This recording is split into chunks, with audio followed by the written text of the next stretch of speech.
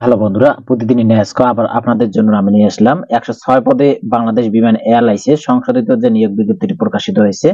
পদের নাম, বেতন এবং আবেদনের যোগ্যতা, আবেদনের যে শর্তাবলীগুলো, কিভাবে আপনাদের আবেদন সম্পন্ন করতে হবে, আবেদনের সময়সীমা, আবেদন ফি, আবেদন কিভাবে আপনাকে করতে হবে, বিস্তারিত আমি এই ভিডিওতে তুলে ধরার চেষ্টা করব। মূল ভিডিও শুরু করার আগে আমার একটা রিকোয়েস্ট থাকবে, আপনি যদি বিডি অ্যাপ্লিকেশন অন মোবাইল চ্যানেলের নতুন সদস্য হয়ে থাকেন, অবশ্যই আমার এই চ্যানেলটি সাবস্ক্রাইব করে পাশে থাকা বেল আইকনটি অল করে রাখবেন। তো চলুন আমরা কথা না বাড়িয়ে মূল ভিডিও শুরু করি। বন্ধুরা, আমরা এখানে দেখতে পাচ্ছি বিমান বাংলাদেশ এয়ারলাইন্সের যে সংশোধিত নিয়োগ বিজ্ঞপ্তি প্রকাশিত হয়েছে, মূলত 22/12/2024 তারিখে দেখতে পাচ্ছেন প্রকাশিত হয়েছে। পদের নাম দেখতে পাচ্ছি এসি ম্যানেজার অপারেন্স, জিআই, শুধু পুরুষ আপনারা দেখতে পাচ্ছেন। পদ সংখ্যা 12 জনকে নিয়োগ দেওয়া হবে। বয়স দেখতে পাচ্ছেন 32 বছর পর্যন্ত গ্রহণযোগ্যতা দেওয়া হবে। বেতন স্কেল 26,500 থেকে 57,990 টাকা। শিক্ষাগত যোগ্যতা দেখতে পাচ্ছেন 4 বছর মেয়াদী BSc engineering, electrical, electronics, mechanical, automobile, industrial, mechatronics ডিগ্রিধারী হতে হবে। আপনারা বিস্তারিত দেখে নেবেন। শিক্ষাগত যোগ্যতা যতগুলো দিচ্ছে এগুলো বিস্তারিত পড়তে গেলে ভিডিওটা অনেক লং হতে পারে। 2 নম্বরে দেখতে পাচ্ছি অ্যাসিস্ট্যান্ট প্রোগ্রামার, 6 জনকে নিয়োগ দেওয়া হবে।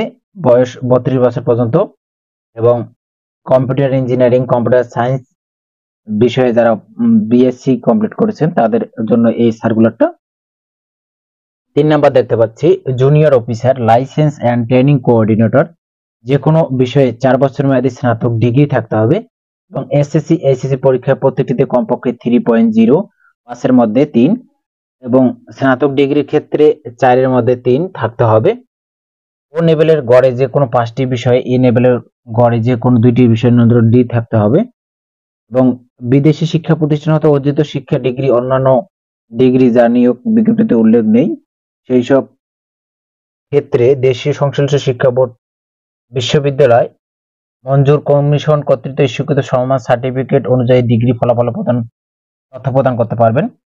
এনাবে দেখতে পাচ্ছি সিনিয়র নার্সিং অ্যাসিস্ট্যান্ট, 2 জনকে নিয়োগ দেওয়া হবে।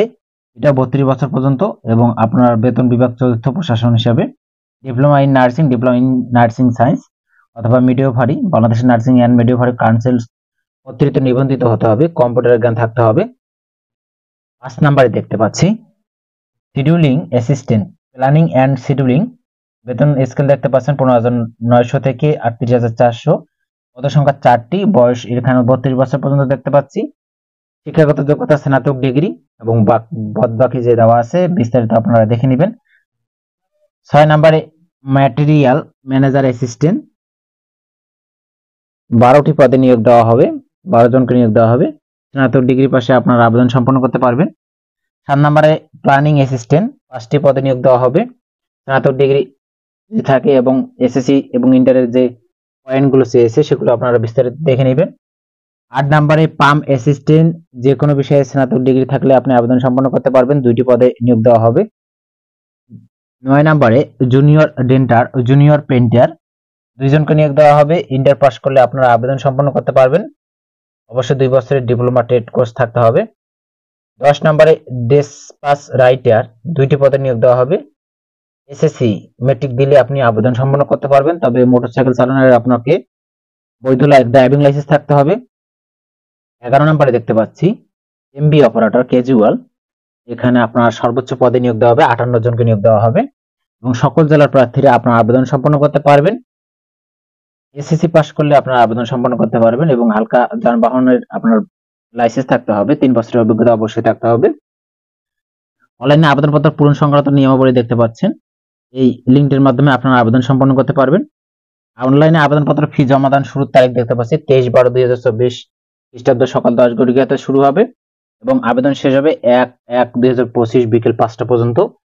আবেদন সম্পন্ন করতে অবশ্যই আপনার ছবি সাইজ 300x300 পিক্সেল এবং স্বাক্ষর 300x80 পিক্সেল হতে হবে। এসএমএস প্রেরণের যে নিয়মাবলী বা পরীক্ষার ফি প্রদান আমরা দেখতে পাচ্ছি। আপনাকে অবশ্যই আবেদন করার পরে যে টাকা জমা দিতে হবে, 1 নং পদের জন্য 669 টাকা, 2 থেকে 5 নং পদের জন্য 335 টাকা, 9 থেকে 11 নং পদের জন্য 223 টাকা।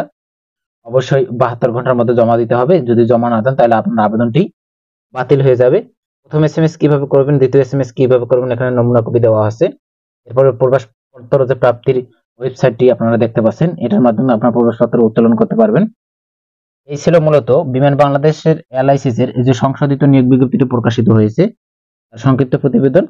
সার্কুলার সম্পর্কে আপনাদের যদি কোনো প্রশ্ন থাকে অবশ্যই কমেন্টে জানিয়ে রাখবেন। সকলে ভালো থাকবেন, সুস্থ থাকবেন। ধন্যবাদ।